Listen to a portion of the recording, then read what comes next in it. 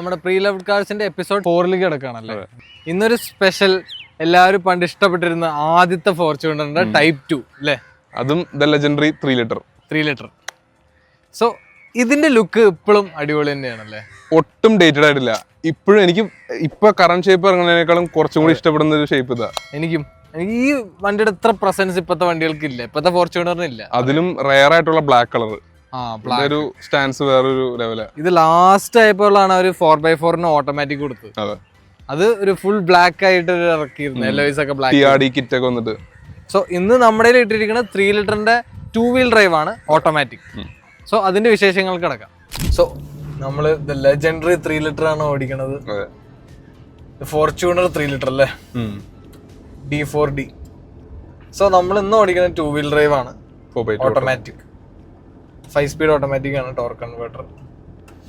ഒരു പ്രത്യേക ഫീൽ തന്നെ അല്ലേ OG ഫോർച്യൂണർ. നമ്മുടെ ബുള്ളറ്റിന് പറയില്ല, നമ്മൾ ആ ഒരു സ്പീഡ് എടുത്ത് ഓടിക്കാനല്ല, ആ ഒരു കുടു ആ ഒരു ഇതില് ചെറിയ ലോ സ്പീഡിൽ ഓടിക്കാനാണ്. അതുപോലെ തന്നെ ഇതും ഭയങ്കര ഒരു ക്യാരക്ടർ ഉള്ള ഒരു, നമ്മൾ പറയാം പണ്ടത്തെ ബുള്ളറ്റ് പോലെ അല്ലേ, പണ്ടത്തെ ബുള്ളറ്റ് പോലെയാണ് പണ്ടത്തെ ഫോർച്യൂണർ. ഒരു ക്യാരക്ടർ ഉണ്ട്. ആ ഒരു സൗണ്ട് എന്ത് രസമല്ലേ പഴയ 3 ലിറ്ററിന്റെ. എനിക്ക് ഈ ഒരു ഡീസൽ ക്ലാറ്ററിംഗ് ആയാലും ഇഷ്ടപ്പെടും, ലൈക്ക് ആരും ഓടിച്ചാലും. പിന്നെ ഇതിപ്പോ മറ്റേ നമ്മള് OG എന്നൊക്കെ പറഞ്ഞാലും ഇങ്ങനത്തെ ബാഡ് പാച്ചസ് ഓഫ് റോഡ് വന്ന നല്ല രീതിക്കുള്ള കുലുക്കമുണ്ട്, നല്ല ഇങ്ങനെ കുലുങ്ങും. ഒരു ക്യാരക്ടറാണ്.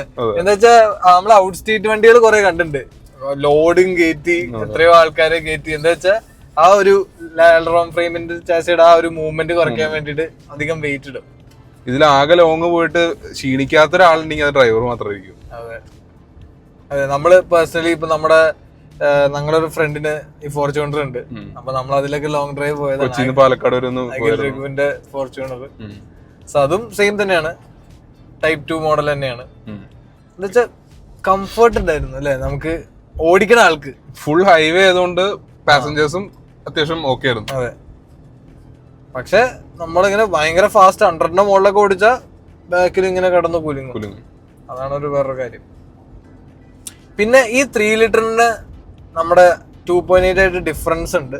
ഇത് 175 bhpയും 343 Nm ടോർക്കുമാണ്. മറ്റത് 200 bhpയും 500 Nm ടോർക്കാണ് പുതിയതിൽ വന്നിരിക്കുന്നത്.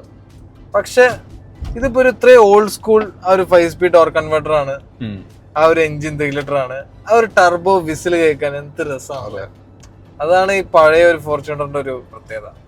കൂടുതലും മാനുവൽ ആണ് കുറെ പേര് വാങ്ങിയിരിക്കണത്. എന്താ വെച്ചാൽ ഈ 4 വീൽ ഡ്രൈവ് വന്നപ്പോ കുറച്ച് ഡിലേ ആയി. 2000 ലാസ്റ്റ് ഈ വണ്ടി ഡിസ്കണ്ടിന്യൂ ആയപ്പോഴാണ് അവര് ആ 4 വീൽ. ഓട്ടോമാറ്റിക്സ് അത്യാവശ്യം എക്സ്പെൻസീവ് ആയിരുന്നു. അതെ, ഇങ്ങനൊക്കെ ഒരു മൂവ്മെന്റിലാണ് ആ ബോഡി റോൾ നമ്മൾ അറിയണത്. പക്ഷെ നമ്മൾ ചവിട്ടിയ ആ ഒരു വിസിലുണ്ടല്ലോ സൗണ്ട്, ഭയങ്കര ഒരു രസമാണ് ആ സൗണ്ട്. പക്ഷെ ഒരു പെട്ടെന്നാണ് വണ്ടി കയറണത്. ആ ഒരു 3 ലിറ്റർ അത്രയും സൈസുള്ള എഞ്ചിന്റെ ഒരു ഗുണമാണ് അത്. ആ റോർ സൗണ്ടും ആ ഒരു ചെറുതായിട്ടൊന്ന് ഇതാവുണ്ട് ഇരുത്തം, ആ സസ്പെൻഷൻ. അതെ, അവളാ ചവിട്ടുമ്പോ സൂപ്പറാണ് ഈ സൈസുള്ള എഞ്ചിൻ വരുമ്പോ.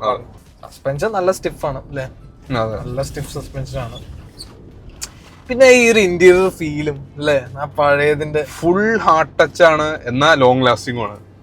ആർട്ട് പ്ലാസ്റ്റിക്സ് ആണ്, മൊത്തം ആർട്ട് പ്ലാസ്റ്റിക്സ് ആണ്. അതിപ്പോ നമ്മുടെ പുതിയ ഫോർച്യൂണറിൽ തന്നെയാണ് കേസ്. പക്ഷെ ഒരു വുഡൻ ഫിനിഷ് ഒക്കെ കൊടുത്ത ഒരു ഓൾഡ് സ്കൂൾ ഫീലാണ് കയറുമ്പോ. സ്റ്റിയറിംഗ് ഒരു വലിയൊരു സൈസ് സ്റ്റിയറിംഗ്, അങ്ങനത്തെ ഒരു സംഭവം. എനിക്ക് ആകെ കാണാൻ പറ്റുന്നത് ഈ ഒരു സീറ്റിലും ഈ ഒരു ഡോർ പാഡിന്റെ സൈഡിലും മാത്രം ഒരു സോഫ്റ്റ് ടച്ച് എന്ന് പറയാനുള്ളൂ. പിന്നെ ഇത് നമ്മുടെ ഫോർച്യൂണർ ഒക്കെ ഫുൾ ബ്ലാക്ക് ആയിരിക്കും. ഇത് നമ്മുടെ പ്രീമിയം പോലെ ഇവിടെ ഒരു ഇത് കൊടുത്തിട്ടുണ്ട്, മറ്റേ ഓഫ് വൈറ്റ് കളറില് ലെതറാണ് മൊത്തം പോയിരിക്കണം.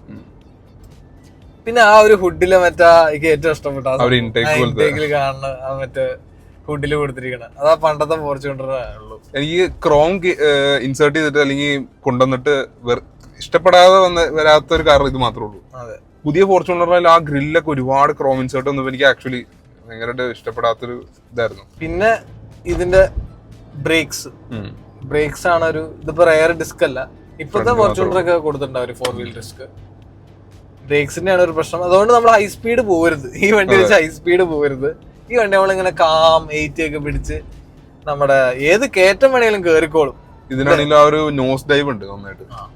ഏത് കയറ്റം വേണമെങ്കിലും കയറിക്കോളൂ. അത് ആ 3 ലിറ്ററിന്റെ ഒരു പവർ തന്നെയാണല്ലോ ആ സൈസുള്ള എഞ്ചിന്റെ. നമ്മൾ കണ്ടിട്ടുണ്ട് എത്രയോ ഹില്ലി ഏരിയാസിലൊക്കെ ഈ വണ്ടി പുഷ്പം പോലെ കയറണത്. പിന്നെ റെയർ വീൽ ഡ്രൈവ് ആണ്, അതിന്റെ ഒരു രസമാണ്. നമുക്കപ്പോ ഇനി ഇതിന്റെ മെയിൻ കാര്യത്തിലേക്ക് ഒന്നല്ലോ, പ്രൈസിങ് ഇതാണ് ടൊയോട്ടയുടെ പ്രശ്നം, റീസെയിൽ വാല്യൂ. അതും പറയുകയാണെങ്കിൽ 2 രീതിയിലുള്ള മാർക്കറ്റ്സ് ഉണ്ട്. കേരള മാർക്കറ്റും ഉണ്ട്, അതർ സ്റ്റേറ്റ് മാർക്കറ്റ്സ് ഉണ്ട്. കേരള വണ്ടി like second owner third owner ആയാലും വാല്യൂ ഹോൾഡ് ചെയ്യുന്നുണ്ട്.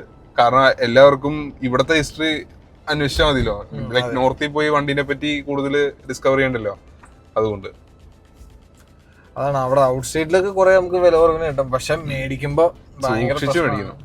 എന്താ വെച്ചാ ചിലതൊക്കെ EGR ഇഷ്യൂസ് വെച്ചിട്ടാണ് വണ്ടി വിൽക്കണത്. നമ്മൾ റെവ് ചെയ്യുമ്പോ റെവ് കയറില്ല, അതേ ഗിയറിൽ തന്നെ വണ്ടി വലിക്കാൻ നോക്കുക. അപ്പൊ തന്നെ നമുക്ക് മനസ്സിലാവും EGRന്റെ ഇഷ്യൂ, എഞ്ചിൻ റിലേറ്റഡ് ഇഷ്യൂസ് ഉണ്ടാവുമെന്ന്. അതാണ് ഈ ഔട്ട് സ്റ്റേറ്റ് വണ്ടികൾ പ്രശ്നം, നമ്മൾ ശ്രദ്ധിച്ചെടുക്കണം. ഇപ്പൊ ഒരുപാട് ഫോറസ്റ്റില് ടീം BHP കണ്ടിരുന്നു, ഒരുപാട് പേരുടെ എഞ്ചിന്റെ ഇഷ്യൂ വന്നിട്ട് എഞ്ചിൻ CC തോണ ഇഷ്യൂ ലെവൽ വരെ എത്തിയിട്ടുണ്ട്. എന്ന് പറഞ്ഞാൽ ഓയിൽ പോലും മാറാതെ ഓടിക്കുന്ന കണ്ടീഷൻസ് ഉണ്ട്. അതും ടൊയോട്ടക്ക് അങ്ങനെ ആവണമെങ്കിൽ അത്രയും എക്സ്ട്രീം സർവീസ് ചെയ്യാണ്ട് അത്രയും അബ്യൂസീവ് ആയിട്ട് യൂസ് ചെയ്താൽ മാത്രം അങ്ങനെ ഒരു കണ്ടീഷനിൽ എത്തുള്ളൂ. പിന്നെ നമ്മൾ പറയും ഇത്ര റിലയബിൾ ആണ്, 10 ലക്ഷം കിലോമീറ്റർ ഒക്കെ ഓടും, പക്ഷെ സർവീസ് ചെയ്യണം. എല്ലാ 10,000ലും ആ ഒരു ഓയിൽ മാറണം, എല്ലാ റിക്വയർഡ് എല്ലാ ഇതും മാറണം. അതെ, അത് കറക്റ്റ് ടൈം സർവീസ് ചെയ്തില്ലെങ്കിൽ ഇഷ്യൂ വരും. അതിപ്പോ ഏത് ടൊയോട്ട ആണെങ്കിലും അതാണൊരു ഇത്. നമ്മൾ KL വണ്ടികൾ മാക്സ് ഇടും, പക്ഷെ KL വണ്ടികളുടെ റേറ്റ് ഭയങ്കര റേറ്റ് ആണ്. എന്നുവെച്ചാൽ 2 ലക്ഷം കൂടിയ ഫോർച്യൂണർ ഒക്കെ KL രജിസ്റ്റേർഡ് ആയതുകൊണ്ട് അവര് 17-16 ലക്ഷമൊക്കെ ചോദിക്കുന്നത്. പക്ഷെ ആ റിലയബിലിറ്റി ഫാക്ടർ എന്നുവെച്ചാൽ ഒന്നും കേടാവാനില്ല ഈ വണ്ടികൾ. വെറുതെ മെയിൻറ്റെയിൻ ചെയ്യുക, ടൈമിൽ സർവീസ് ചെയ്യുക, അത് മാത്രം ചെയ്താൽ മതി. പിന്നെ നമ്മളിതില് നോക്കേണ്ട സംഭവം സ്റ്റിയറിംഗ് റാക്ക്. പുറത്ത് നമ്മൾ വണ്ടി നോക്കുമ്പോൾ സ്റ്റിയറിംഗ് റാക്ക് ശ്രദ്ധിക്കണം. പിന്നെ റസ്റ്റുകൾ ഉണ്ടോ, അതൊക്കെയാണ് മെയിൻ. പിന്നെ ആക്സിഡന്റ് ക്ലെയിം. റസ്റ്റ് ആക്ച്വലി നമ്മൾ നോക്കേണ്ട ഒരു കാര്യം ഫ്ലഡ് വണ്ടിയാണെന്നുള്ളത് ശരിക്കും നോക്കണം. പിന്നെ ഇവിടെയൊക്കെ ഗ്യാപ്സ് ഉണ്ടോ നമ്മുടെ ഈ പാനൽസിലൊക്കെ, എന്താ വെച്ചാൽ മഴ പെയ്യുമ്പോഴൊക്കെ ലീക്ക് വരാൻ ചാൻസ് ഉണ്ട്. അതൊക്കെ ചെക്ക് ചെയ്താൽ മതി. ബാക്കി പിന്നെ എഞ്ചിൻ പ്രശ്നമൊന്നുമില്ല. 2 ലക്ഷം കിലോമീറ്റർ ഓടിയാലും കുഴപ്പമില്ല, പ്രോപ്പർ സർവീസ് മെയിൻറ്റെയിൻ ചെയ്യാൻ മതി. ഇനി ഇപ്പത്തെ ഫോർച്യൂണറുടെ വില ഭയങ്കര കൂടുതലാണ്, ഓൾമോസ്റ്റ് 50-60 റേഞ്ചിലെത്തി. അതിന്റെ സെക്കൻഡ് ഹാൻഡ് കിട്ടുകയാണെങ്കിലും അതും മിനിമം 20 lakhs ഒക്കെയാണ്. നമുക്ക് KL 20-25 വരും അല്ലേ, 25 lakhsനൊക്കെ ഒരു 17-18 മോഡലൊക്കെ ഡൽഹി രജിസ്ട്രേഷൻ കിട്ടുള്ളൂ. പിന്നെ ഏറ്റവും കൂടുതൽ മാനുവൽസ് എടുക്കണത് എന്താ വെച്ചാൽ 4 വീൽ ഡ്രൈവ് എടുക്കേണ്ട ആൾക്കാരാണ് ഈ വണ്ടി. പക്ഷെ എന്നാൽ നിങ്ങൾ വെറും 4 വീൽ ഡ്രൈവ് ഇല്ലാന്നാണെങ്കിൽ ഈ 2 വീൽ ഡ്രൈവ് ഓട്ടോമാറ്റിക് എടുക്കണം ഏറ്റവും ബെസ്റ്റ്. എന്ന് വെച്ചാൽ അത് ഓൾ ടൈം 4 വീൽ ഡ്രൈവ് ആണ്, അപ്പൊ മൈലേജ് വളരെ കുറവാണ്. ഏറ്റവും ബെസ്റ്റ് നിങ്ങൾ ഓട്ടോമാറ്റിക് 2 വീൽ ഡ്രൈവ് എടുക്കുക, ഇഫ് ഓഫ് റോഡ് നിങ്ങൾ യൂസ് ചെയ്യില്ല എന്നാണെങ്കിൽ. പിന്നെ എനിക്കൊരു ഇഷ്ടപ്പെട്ട സംഭവം ഉണ്ട്, പുതിയ ഫോർച്യൂണർ ഇല്ലാത്ത ഈ ഡോൾബിയുടെ സ്പീക്കർ. അത് ആ പണ്ടത്തെ സ്പീക്കർ അത് പക്ഷെ ടോപ്പ് സ്പെക്കിനെ കൊടുക്കുന്നുള്ളവര്, അല്ലെങ്കിൽ ടൊയോട്ടയുടെ സ്പീക്കർ കൊടുക്കണം. അതാണ് എനിക്ക് ഈ വണ്ടിയിൽ ഏറ്റവും ഇഷ്ടം. ആ ഡോൾബി സറൗണ്ട് സിസ്റ്റം സ്പീക്കർ അടിപൊളിയാണ്. സോ അത്രയൊക്കെ തന്നെയാണ് ഡ്രൈവ് വിശേഷം. ഇനി നമുക്ക് വേർഡിക്കിലേക്ക് കിടക്കാം അല്ലെ. സോ നമ്മള് ഇതിന്റെ റിവ്യൂ കഴിഞ്ഞു. ഇനി നമുക്ക് തോന്നിയ ഒരു പ്രോസും കോൺസും പറയാം. ഇത്രയും വർഷമായ വണ്ടിയാണെങ്കിലും എൻജിൻ ഇസ് റിലയബിൾ, ആ കാര്യത്തിലൊരു പ്രോ ഉണ്ട്. പിന്നെ ഒരു കോണായിട്ട് പറയുമ്പോഴാണ് കുറച്ചുകൾ ഉള്ളത്. ഫസ്റ്റ് പറയുകയാണെങ്കിൽ ഏറ്റവും പ്രശ്നം ഈ ഫോർച്യൂണറിന് ബ്രേക്ക് ഫെയിലിയേഴ്സ് ആയിരുന്നു. ഇത് ഇറങ്ങിയ ടൈമിലും കുറെ ഇഷ്യൂസ് ഉണ്ടായിരുന്നു ഈ brake failures. Nothing can stop this Fortuner എന്ന് പറയണ പോലെ ബ്രേക്സ് വളരെ പ്രശ്നമായിരുന്നു. എന്താ വെച്ചാൽ ഇതിന്റെ റെയർ ടയേഴ്സിൽ ബ്രേക്ക് കൊടുത്തിട്ടില്ല. ആ ഒരു ഓൾ വീൽ ഡിസ്ക് വന്നത് എനിക്ക് തോന്നുന്ന 2016 വന്ന ഷേപ്പിലായിരുന്നു. അത് ബ്രേക്കിന്റെ ഫെയിലിയർ ഇഷ്യൂ ഉണ്ട്. പിന്നെ സ്റ്റിയറിംഗിന്റെ റാക്ക് പോണതും സ്റ്റിയറിംഗ് ബോക്സ് പെട്ടെന്ന് ഹാർഡാവും അതിന്റെ കംപ്ലൈന്റ് വന്നു ഇഷ്യൂ. പക്ഷെ പിന്നെ മെയിൻ സംഭവമാണ് ലാഡർ ആം ഫെയിമിന്റെ ഒരു ഇഷ്യൂ. അത് ഡ്രൈവർ എൻഗേജ്ഡ് ആയിട്ടിരിക്കുന്നതുകൊണ്ട് ഡ്രൈവറിന് ആ ഒരു കംഫർട്ടിന്റെ ഇഷ്യൂ വന്നില്ല, പക്ഷെ പാസഞ്ചേഴ്സിന് ആ ഇഷ്യൂ അല്ല. നല്ല ബോഡി റോൾ ഉണ്ട്. എന്താ ഇത് ഇപ്പത്തെ ഫോർച്യൂണർ പോലെ നമുക്ക് ഹൈ സ്പീഡ് പിടിച്ചു പോകാൻ പറ്റില്ല. ഇപ്പത്തെ ഫോർച്യൂണർ കുറച്ചുകൂടി ഹൈ സ്പീഡ് പോകാൻ പറ്റിച്ചാൽ എന്താ വെച്ചാൽ എന്റെ ചാസി കുറച്ചുകൂടി അവർ എങ്ങനെയൊക്കെയോ ബെറ്റർ ആക്കിയിട്ടുണ്ട്. സസ്പെൻഷന്റെ ട്യൂണിങ്ങും എല്ലാം ഒന്ന് ബാലൻസ്ഡ് ആക്കി. പിന്നെ അത് ഹാൻഡ്ലിംഗ് ഉള്ള വണ്ടിയല്ല, അത് ഒരു പ്രശ്നമാണ്. സസ്പെൻഷൻ സ്റ്റിഫ് ആണല്ലോ, അതിന്റെ ഒരു ഇതാണ്. പിന്നെ പ്രോസ് എന്ന് പറഞ്ഞാൽ എന്താ വെച്ചാൽ കുഴപ്പമില്ലാത്ത മൈലേജും കിട്ടുന്നുണ്ട്. ഇപ്പൊ ഇത്രയും വർഷമായ വണ്ടിക്ക് ഒരു 13-12 നമുക്ക് സിറ്റി ഹൈവേയിൽ എന്തായാലും കിട്ടും ആ ഒരു കാര്യത്തിൽ. ഇതിന്റെ മാനുവലായാലും ഒരുപാട് പേര് എടുത്തവരുണ്ട്. ലൈക്ക് ആ ഒരു നമുക്ക് മടുക്കില്ല ഓടിക്കുമ്പോ. ആ ഒരു എൻഗേജിങ് ഒരു ക്യാരക്ടർ ഉണ്ട് അതിന്. അതുണ്ട് സത്യം. പിന്നെ ഈ 3 ലിറ്ററിന്റെ ഒരു ശബ്ദം, അതൊരു പ്രത്യേക ഒരു ശബ്ദം തന്നെയാണ് 3 ലിറ്ററിന്റെ. ലൈക് ക്ലാറ്റർ ഉണ്ടാവും, പക്ഷെ അതൊരു ക്യാരക്ടറാണ്. ഇപ്പോഴും നമുക്കൊക്കെ ഇഷ്ടമാണ്. എന്താ വെച്ചാൽ ടർബോ നോയ്സ് ഉണ്ട്, ഒരു ടർബോ വിസിലുണ്ട്, അത് നല്ല രസം. ക്ലിയർ ആയിട്ട് കേൾക്കാം. അതെ, ക്ലിയർ ആയിട്ട് കേൾക്കാൻ പറ്റും.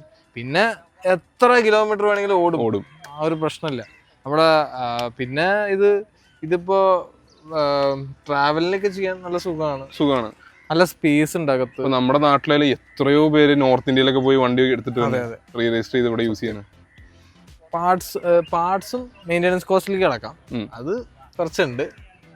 പാർട്സിന്റെ കേസ് വരുമ്പോൾ നമുക്ക് അവൈലബിലിറ്റിക്ക് ഒരു ക്ഷാമമില്ല. എഫർട്ട് ചെന്നാലും നിങ്ങൾക്ക് ഇന്ത്യയുടെ ഏത് കോർണറിൽ പോലും നിങ്ങൾക്ക് ഇതിന്റെ പാർട്സ് കിട്ടും. കോസ്റ്റിംഗ് ആയാലും കൈൻഡ് ഓഫ് കുഴപ്പമില്ല, അങ്ങനെ പറയാൻ. 2.5 ഇന്നോവയെക്കാളും പ്രീമിയം നല്ലോണം കൂടുതലാണ്. പക്ഷെ എന്നാൽ ഇപ്പോഴത്തെ ഫോർച്യൂണർ അത്രയും മെയിൻ്റെനൻസ് കോസ്റ്റും ഇല്ല, വരുന്നില്ല. ഞാൻ പറയാം, ഒരു ഇന്നോവ ക്രിസ്റ്റയുടെ ഒക്കെ ഒരു മെയിൻ്റെനൻസ് കോസ്റ്റ് വരുന്നുള്ളൂ. അതിനേക്കാളും ചിലപ്പോൾ പൊടിക്ക് കുറവായിരിക്കും. എന്താ വെച്ചാൽ ഇത് ഒരു ആ സമയത്ത് ഇറങ്ങിയതിൻ്റെ ഇതല്ലേ ഉള്ളൂ.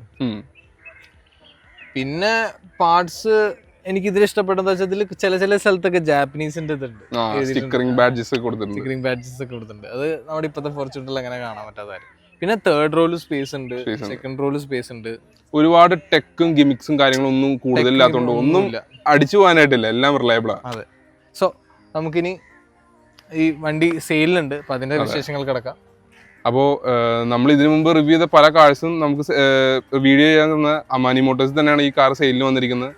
15 മോഡലാണ്, ബെയർലി അറൌണ്ട് 1 lakh സംതിങ് ഓടിയിട്ടുണ്ട്. ഇത് 1,50,000 ഓടിയിട്ടുണ്ട്. ഫുൾ പ്ലം ടൊയോട്ട സർവീസ് ആണ്. അങ്ങനെ മോഡിഫിക്കേഷൻസ് ഒന്നും ചെയ്തിട്ടില്ല, അകത്തൊരു കംപ്ലീറ്റ് സ്റ്റോക്ക് ആണ് മെയിൻറ്റെയിൻ. അതെ, വണ്ടി മിന്റ് കണ്ടീഷൻ ആണ്. വന്ന് നോക്കാം, ചെക്ക് ചെയ്യാം, നമ്മൾ ഡീറ്റെയിൽസ് ഡിസ്ക്രിപ്ഷനിൽ കൊടുക്കാം അല്ലേ. സോ അത്രയ്ക്ക് തന്നെ ഉള്ളൂ. ലൈക്ക് ചെയ്യുക, സബ്സ്ക്രൈബ് ചെയ്യുക, സപ്പോർട്ട് ചെയ്യുക. Thank you for watching.